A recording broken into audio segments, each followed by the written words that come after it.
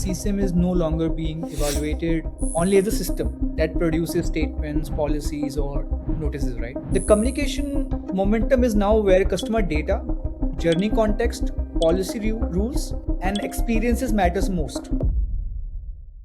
Starbucks announced that they are going to replace their use of IBM and Microsoft, and they're going to use AI to build their own tools. That does not necessarily mean end of any kind of enterprise software. It actually means that the Starbucks or enterprises have started to question every layer of the software stack they're owning. So what are you looking at for next year? What do you think we're going to be talking about a year from now? Trust me, Andy, even we don't know. Something will happen which will again change the market. But one thing will remain same. Thanks for listening to Above the Tree Line from Treeline Press. This podcast reaches an audience focused on how customer communications reveal the larger story of digital transformation around the world. We look at how AI, customer experience, and capital are reshaping how organizations deliver information, service, and trust. Sponsorships are available for podcasts like this. If your company has a story to tell in this changing market, visit treelinepress.com to learn more. Today on Above the Tree Line, I am pleased to have with me Saurabh Raj and Amandeep Singh from QKS Group. They are going to talk to us about the 2026 Spark Matrix update for the CCM quadrant category. Amandeep, Saurabh, thank you. Welcome. Thank you, Andy. Pleasure. It's been great. I think this is my second podcast with you. Yeah, absolutely. It is. Yeah. Now, is this how many years have you been doing the Spark Matrix? I think it's been 6 years. Yeah, 6 years. Okay. So you've seen a lot. We'll ask some questions about that later, but I was thrilled to see the published results earlier this month, and I know there's a lot of vendors that are out there promoting it and excited about the results. So why don't you share with us what you saw for 2026 and what's the state of the market? So, Andy, I think every year there's a new story, and I think it's a year 2022 when all the analysts in CCM or regarding CX industry have some felt that it's all the technologies are going in the back end. But after the boom of AI, the clearest change is that CCM is no longer being evaluated only as a system that produces statements, policies, or notices, right?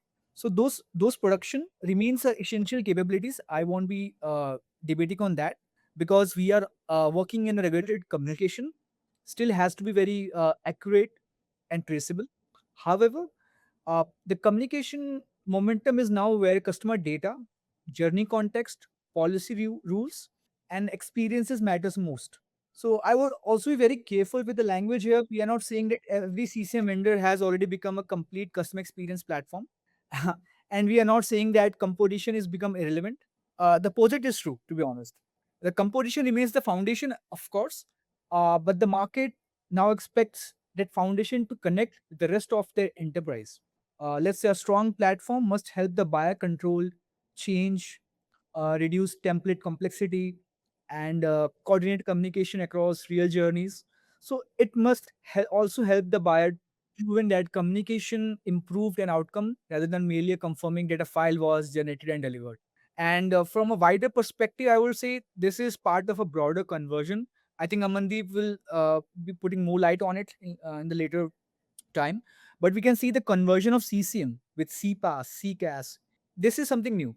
So CPaaS provides a programmable delivery layer while CCaaS manages service conversations and agentic interactions. So we have seen the buzz around it. And I can see that CCM now not being just a back office tool. It is something which is going into an experience layer. And I think every company who is providing CCM have their own storyline. They just want to solve one problem, and that is customer experience. And even in the QKS, we felt that momentum moving towards it. And that's why, if you can see the report we have published this year, the key findings, we tried to manage all the convergence happening, how the AI is working. We also had the buyer context AI, where a buyer who wants to have AI implemented in the system, how they're growing upon. So that kind of change in variations we are seeing.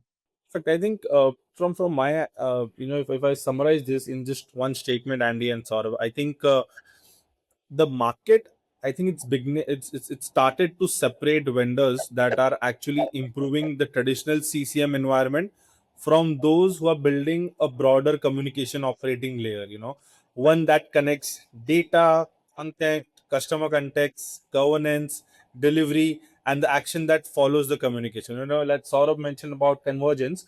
So it's about that one operating broader communication operating layer that connects everything. I think that is the part. If I want to shed some light from this year's findings, I think AI would be very much keen interest from my POV. I think the real impact of AI in CCM, I see AI affecting CCM across three layers. Okay, one is creation. Saurabh mentioned about that. Then second is assurance, and the third is action. Most of the current market what I'm seeing is attention is much more on creation. It's generating text, summarizing content, translating communications, and for different audience, different languages. Assurance, I think, is potentially more valuable in regulated communications, because then you have a lot of things to answer, like can AI identify contracting language across thousands of templates, can it detect outdated clauses, all this can come under that.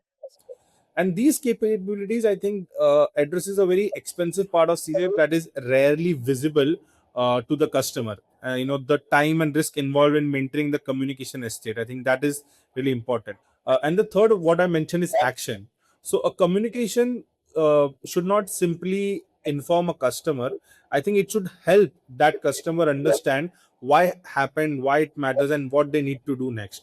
And Andy, trust me, I think this is the area where you will see a lot of ROI getting wrongly calculated. A lot of ROI when you involve AI is calculated that how much times AI responded to a particular message. If you start calculating AI from that POV, you'll eventually able to prove some numbers, but at the end you're not solving a problem. And that's why I always say that in unit it should help that customer, that it should help a customer to understand that why it happened, why it matters, and what they need to do next. Such resolution with AI, I think that is very important. Another perspective that Saurabh mentioned, that I had an in-depth conversation with some of the users. I think is CCM generally moving towards CX? When you ask this question, I think there is a considerably a lot of repositioning happening around CX. You see customer engagement, intelligent communications. Some of the CXM, some of it reflects genuine platform expansion, while some, I think, remains a change in market language. So you need to evaluate very uh, carefully. It's not that straightforward. So I think this is the area that I think we have been covering, and I think this year was really great in terms of the evolution that has been happening from previous year, because you'll see people moving from core traditional CCM to a lot more adjacent sides as well. Yeah, and that gives me confidence that what I'm writing about is actually true. So thank you for that, because that has been my sense too, as I've been exploring markets around the world and talking to different vendors and talking to service providers as well. And I really love the way you described AI in the terms of creation, assurance, and action. I didn't hear you use the word context, which I thought was refreshing. And I think that what you're describing in terms of language, I think is really important, because I've had a lot of conversations about this recently about what are we actually doing here? What is this thing called? Do we just put another X in there, or do we, create some new 3-letter acronym? I call it future CCM because I can't come up with anything better. But I agree that we need new language, because the language you've been using today really describes a legacy process, as you were talking about, around composition, right? It was really about taking some data, running it through a template, getting it onto a page, right? And delivering it as a document. And that's very important, and it's still a critical part of the process. But I agree with your view that the opportunity for the CCM market, in my view, is exciting and very expansive. And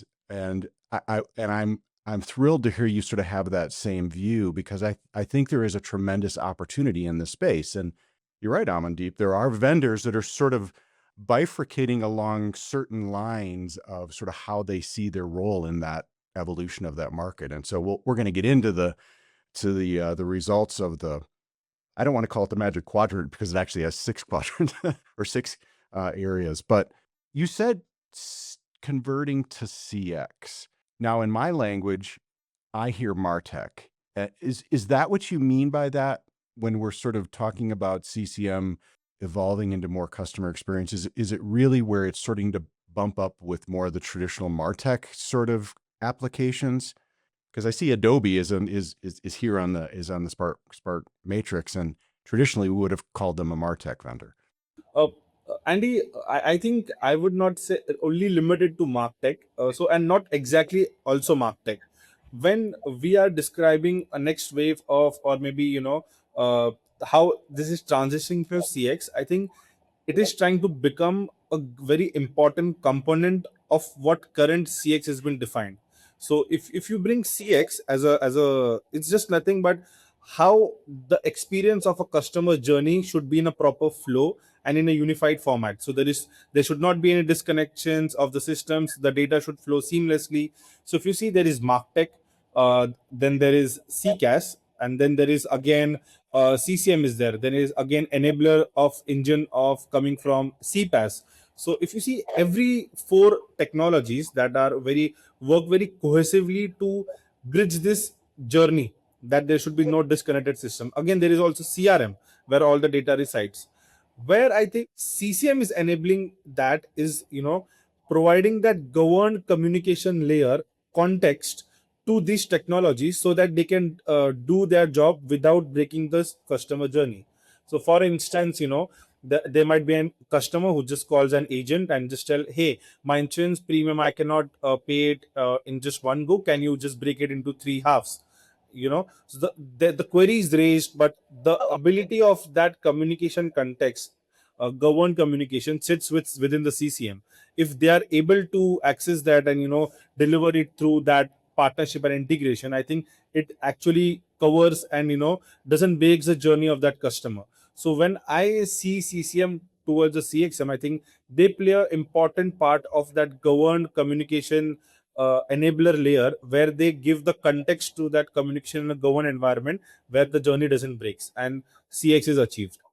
And Andy, like you mentioned about the just what I want to just close, because you have mentioned about the acronym, because we don't know what kind of acronym we can use right now, because in the market we have CCM, we have CXM. IXM, we have all kinds of things. Yeah. I don't know how many acronyms we have. Like the main goal is not about are we getting to Martech or the vendors of Martech merging with in CCM, or CCM vendors are getting to Martech. I feel the major challenge for everybody right now is solve the business use cases. Because one of my good friend from Korean, they mentioned about they have been working from 20 years in the industry, right? And the way SaaS platform used to be sold is now it's totally different. Like 10 years back, the the most of the conversation around the RFPs are regarding the clouds, the on-prem, the security level and all. So we are mostly into techies in that in zone, because SaaS is somewhere very new and relatable.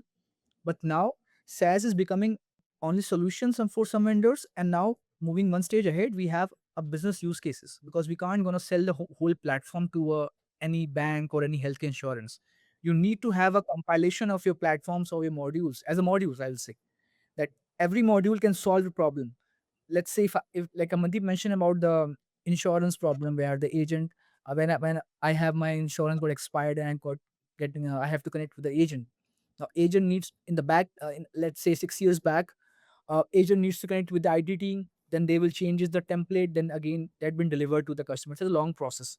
Now we have interactive designers where agent can do change directly.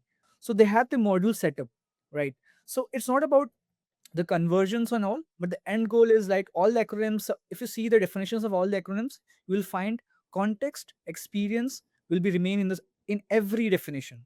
And for us, we have one more channel, that is communication excellence, because this is something which can be proved first, because you can't achieve customer experience beforehand of communication excellence, because CCM is all about communication.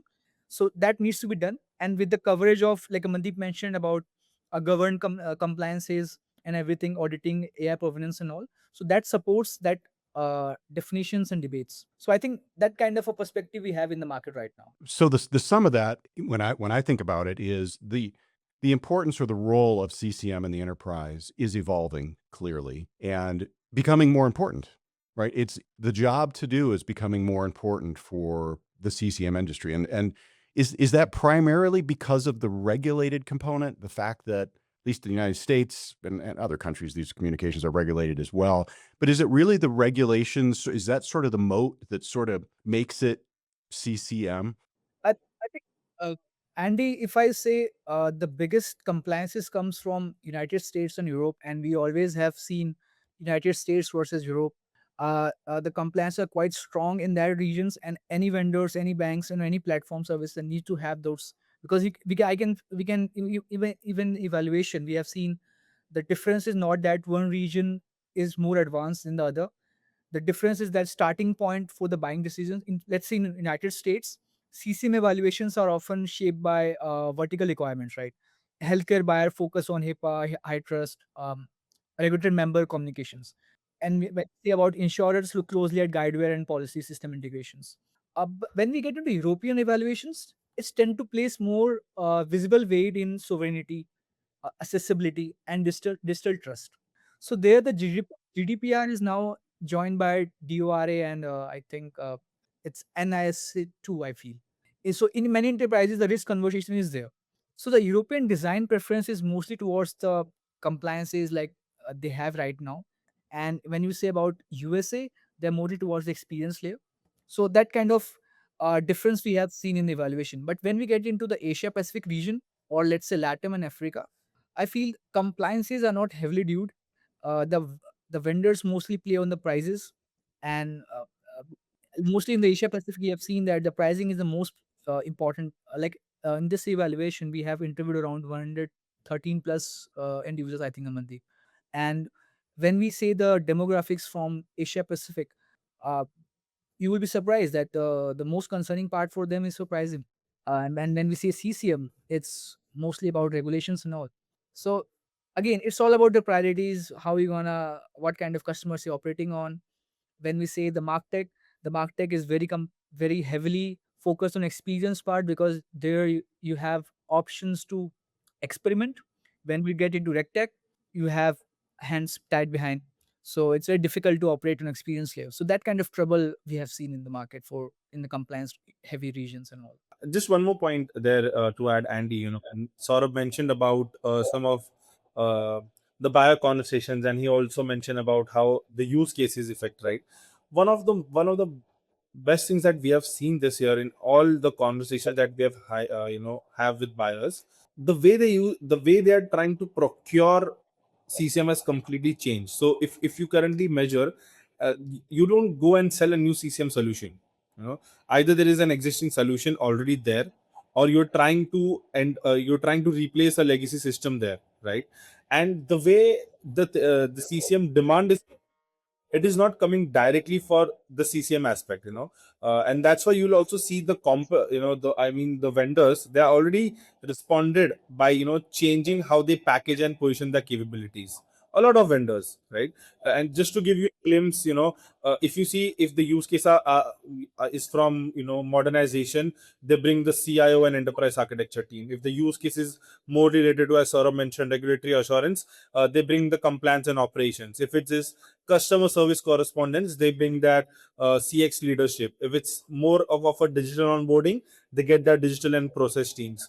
So all these use cases, if you see, all are different, but the end, they'll if you see the implication, they'll again be taking an CCM solution at the end of document composition with all the government requirements. But the entry points are so different, and the teams are so different. So that is, I think, one more great insight that we found out is changing into the CCM buying perspective as well. I've had a number of similar conversations with vendors recently where they, we all of us here, we cover the global market. I mean, obviously the United States is the biggest, most valuable, and I'm going to say the most important, not meaning other markets aren't important, but it's important because it is the biggest. But I think in many ways, it's also the most challenging. Above the Tree Line podcasts like this are open for sponsorship. This podcast reaches an audience focused on how customer communications reveal the larger story of digital transformation around the world. We look at how AI, customer experience, and capital are reshaping how organizations deliver information, service, and trust. For sponsors, this creates an opportunity to be part of a focused conversation with an audience that's already paying attention to where the market is heading.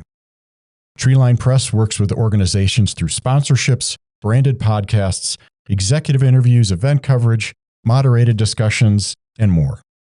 These opportunities are designed for companies that need to explain where they fit into this changing market. To learn more about sponsorship, media hosting, and event coverage opportunities, visit treelinepress.com. And one of the things that I've heard during some of the conversations is the United States is really challenging to sell into in terms of from a transformation perspective, because it's almost like it's stuck, right? Like it's I'm hearing from vendors that it's really hard to get customers to really say, yeah, all that customer experience stuff and AI. I'm a mid-sized bank, right? I've got to send out statements and, maybe some loan doc, I some of that stuff, I don't see the business case to transform yet. Are you seeing the same thing in terms of sort of the US market where it's just, I'm going to call it a bubble. I think that bubble is going to break, but do you see the same thing in terms of the US versus, I guess I'm going to say Europe in this case, that the case for digital transformation is still having to be made in many parts of the US? I think, Andy, it's not about the region. I think we say AI reality versus AI theater. So it's all upon that, like how acting, where the act is going on, right? So I'm totally agreeing on your point, because the way we are marketing, there's aggressive marketing happening for the AI, and and the good part is that they're trying to link AI with the experiences, the context is everything coming upon. Like the starting point is AI. So for us in QKS, we used a layer view of, because the presence of AI feature no longer tell us about what's exactly happening. What we know is that AI supports the author. We can see the drafting, translations, readability improvement are there. So that's a proper use case of AI, and I think most of the companies are now providing it. And those who are in the smaller zone, who are still in the document composition, have their roadmap in that region. That's fixed. So that can be a bubble. But again, moving on that, the second layer is orchestration layer. I think that is the area where the leaders have things in the roadmap, and I think at this level, AI must work through approved knowledge. They need to have the controlled prompts, defined workflows, and that is very challenging part, because uh, they can say that we are doing the orchestration, the platform, but again, we are most of the clients or most of the customers they have in the banking and health and insurance. So there's a model for governance. So all role-based permissions, reliable audit trial will come into the picture. So this is the area I feel is kind of a bubble right now. And we move from orchestration, there might be intelligence. And I think that will come after 6 to 7 years down the line, where if AI starts becoming a true part of a human day-to-day activities, then I think there will be a cohesiveness with AI and human, and intelligence will come. So experience will come from humans, and intelligence will come from AI. So I think there AI into customer context happening right now after 7 to 8 years down the line, right? So that kind of right timing will be there. But right now, if you see AI in the operation layer, it's happening. Everybody's doing that. Above that, things are in the roadmap. There are comments. There are some marketing happening, but the proof points still supposed to be in the booklets, I will say. Andy and Saurabh, I have a little different kind of POV here. You know what I have been seeing and hearing. A lot of projects that have been completed for this mid-sized bank, or even at a place of larger banks. I think there was not a transformation problem, because transformation at this level should not begin with a large technology replacement program. Right. I think there was. If you compare it with the modern features of what is coming into CCM, with all the features of the platform that are coming of, AI summaries, AI audits, and all these feature AI migration. But if you just slightly divert it from the lens and see from a banking process perspective, how they have improved in last 2 years with any of the functions of their communications, I think there is where a lot of investments and things have been transformed. So I've seen the areas where communication friction is creating measurable business cost, and banks are really interested to understand and change that.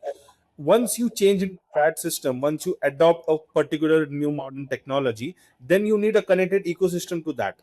And I think at that time, such features like what Saurabh mentioned would be a more practical approach. But I think US, from as a market perspective, is a very huge potential, because they are very open to adopt new technologies if you create right business case. So if you are able to make them understand that, even in such a case, that hey, currently you just send statements to maybe 1 million of your customers, but in future you can do this, and this can give you this measurable business value. I think they'll start investing, and they'll start listening to you. And I think that's where sort of transformation program starts. That's what we have seen. And also, trouble with Europe's. I think Europe are not so much adaptable to new innovations. I feel uh, it might be regulations, it might be the change momentum happening or change management in the companies. But there is, if you say Western Europe, I think the most of the focus will be there. I think that can be more aligned to US market. But in the Central Europe, you will see not much innovations happening in terms of AI and all. Even I'm not comment about the CCM vendors or any other vendors, but we have seen that the customers we're talking to, they are not much still reliant, because initially you had that use case about, we I'm a small bank, I don't want to have AI, I just have 500,000 policies to be sent to my customers, and that's a problem statement. Why I need AI, right? So again, that kind of use cases are there. When you just channelize to some Americas or some part of Asia Pacific, they might file the vendor will come with some AI things or AI use cases for them. So yeah, we have seen that kind of movements. Let's get into the to this year's matrix, and talk through that a little bit. And I'm not in the business of ranking vendors. That's not what I do. I think they're all amazing. I'm just going to say that for the record. They all do really interesting things, and QKS is, has a methodology that you've used to position these various vendors on the chart. I guess my first question is this the chart? Is this the CCM chart? And because I know there are other analyst firms that will take this chart and break it into 6 different categories and say, well, really these 3 vendors sort of belong on this chart, and these 3 vendors belong on another chart. So I think it's real interesting you've sort of put everybody in one space. What was your thinking on that in terms of, because I see service providers, I see managed services, I see platforms. There's a lot of different companies, big companies, huge companies. I can say Adobe and Oracle. I mean, those are names I'm comfortable saying here. And then much smaller companies that some people may not be familiar with, sort of all on the same grid. What was the rationale to sort of just put it on one playing field, I guess? So Andy, I think there are a couple of different industry analysts who have their own matrices, and you will see different players on every different chart. And I think it can't be have one chart for all the for only one platform, right? So because all the analysts have different perspective, but me and Amandeep, so I think 4 patterns. If you see, the first pattern is that upper right group is not homogeneous. You can see Quadrant is there, Smartcom is there, Message Point is there, Open Text is there. So that reach that part of the market through different strategic models. Quadrant brings broad system heritage. They have a strong deployment flexibility, strong link between their journeys. When we say about Smartcom, is built around cloud native operating model and has expanded about onboard communication to inbound digital interaction. They have their own conversation cloud thing running on, where there has a connection between, it's like a homogeneous of all the products in one suite. When we say Message Point, they are the most innovative. We also giving the innovation pioneer because of the AI innovations they're doing right now in terms of content intelligence, in terms of variation management, continuous AI oversights and all. And OpenText brings the scale on governance of wider information management portfolio. We have seen open tanks being leaders in many years. So the second pattern is the strength of specialist. So Doxy in the European sovereignty and digital trust narrative, with their interactive video, microsite extending communications, they have their own part. When you see Alexia, they have created a distinctive story around cloud lineage. I think AI assisted migrations and all. When we say about the CSGs, MHC, Ghost Draft, they comes with accessibility control, sustainability, product reliability. So you can have good to have the products and features who can have a solid CCM background. So that's a two pattern we noticed. And when you go to the more on the left side, you can see the third pattern is kind of a regional players are becoming more relevant because they understand local regulations, delivery economics, let's say intense technologies there with their own CPaaS delivery layer. You can see DocPath is there, InfoSlips is there. So it's not about how big the company is. It's all about how good they are serving the customers and what they have on the plate. DocPath has a great communication. DocPath has a great delivery models where they create a good document composition engine. They have a strongest in that region. InfoSlips with their interactive ideas. I think there's a thing to watch upon. KWSurf with their most of the engaging architecture. They have a great architecture. So everybody is playing upon that areas. And let's mention intense. They have the CPaaS delivery, CDPs coming on. So that kind of picture is there. Third pattern is more of a varied or a versatile pattern. And when you get the fourth pattern, you can see Adobe with the Experience Cloud, Nintex with their process automations, Conga and all. So they have the content intelligence. We can't say that proper CCM providers, but there's a scope for them to be in content part because we have seen the Conga have their own workflow automations in the CCM region. They have so for those vendors, they are not providing a straight CCM, but they are providing CCM as a what do you say with the problem statements or the use cases because they have one more better flagship product and CCM is just a link or tail to that product. So we mostly when we say CCM for us is about upstream and downstream. So if you're upstream vendor, we will be on the matrix. But again, there's a partnership happening. We have seen the message point partnered with CFAs that get the downstream engines too. So if we have the whole compilations of the suit, I think we can definitely want to put it in the matrix. And then we started analyzing about how the leader is positioned and what they're offering. And then we try to mark it up like how what are the homogeneity is in the different vendors. And then we process the scoring and matrices. I just had one point, Andrew. Thank you, Saurabh, for diving in that deep. I would just want to put some points in terms of thought process, Andy. So if you see, rightly you mentioned at first glance, the market appears to diverse for one chart. But we have platform providers, more cloud native specialists, established CCM vendors, and service led providers. But when we look at actual buying behavior, these companies were increasingly being considered for the same underlying communication transformation requirement, right? So a customer may begin with a large enterprise CCM vendor, but they might also evaluate a small specialist because it offers faster deployment and greater depth as well. So this chart, this matrix, Spark matrix, not designed to compare companies based on whether they are large, small, service led or this. It actually compares the ability to solve the same enterprise communication problem. And if you see, all these vendors, they're trying to solve one problem with separate strengths that they bring to the table.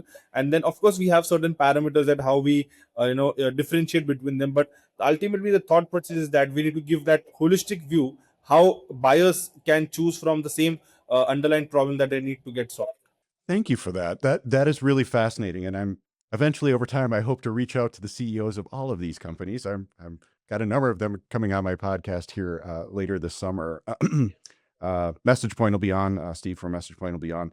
So I think that's a really interesting approach. So you're really looking at it from the problem to be solved as opposed to feature function sort of delivery model, et cetera. So that's really fascinating. And I expect next year we're going to see a bunch of new names on here as well for that reason.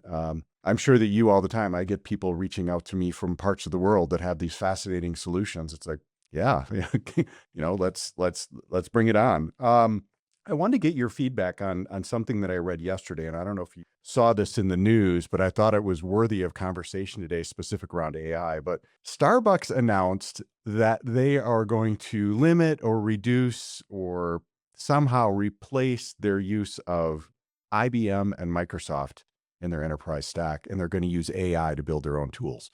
That's a pretty big deal, right? For a company like Starbucks to come out and say, we're gonna move IBM and Microsoft out, which are two incredibly established companies, and build our own. Do you see that happening in the CCM space as well, or maybe where there are gaps in this grid where companies are just going to say, you know what, we can fill that gap ourselves? I mean, what's your view on that? Because I think that's worthy of conversation when Starbucks says IBM and Microsoft are out. I think that's already happening, Andy. Uh, I have seen InfoSlip and Compart from Australia, and then Doxy, Election. Everyone has started this developer. I don't know, like the couple of coders and developers comes there and start innovating there, and so that kind of things are already happening. So they're trying to innovate through these all developers, AI experts, and all. So nobody's just sticking towards one kind of feature, because if you see 10 years back, the integration is a challenge. You need to do a lot of coding to integrate, and a standalone platform is someone who's offering a standalone platform is like a newest for them. But now with all the API keys and all happening, integration is easy to, right? Even me and you and Amandeep can start a CCM company. I just bring a designer, you bring a journey layer, Amandeep will bring a form layer. We can just develop three different platforms and then going to integrate as a tree line CCM product. We never know, right? So it's all about innovations. So it's all about innovations, and I think this is already happening right now. And you just take example of a Starbucks. I will give example of a lovable app which is being used widely used in the industry right now.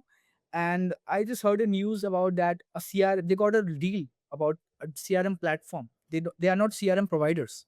So one of the company just it's like on 20 million deal with them, lovable, to develop a CRM and implement the CRM for them. So Lovable is totally a platform which can help you to make apps, make platforms, make SaaS products, make websites, and suddenly a company comes to you and say, "Hey, I want to have a CRM into our system. We'll do it." They say, "Yes, we do it." So you never know like what's happening. It's all about like Amandeep wanna get.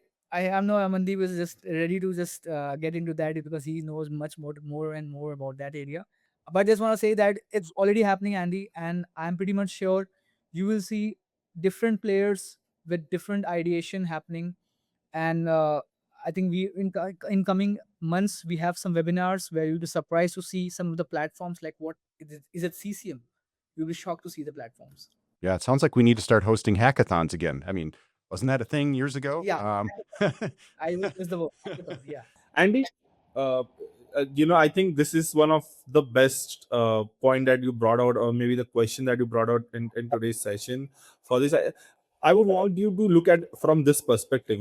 The Starbucks example that you just mentioned, that does not necessarily mean end of any kind of enterprise software.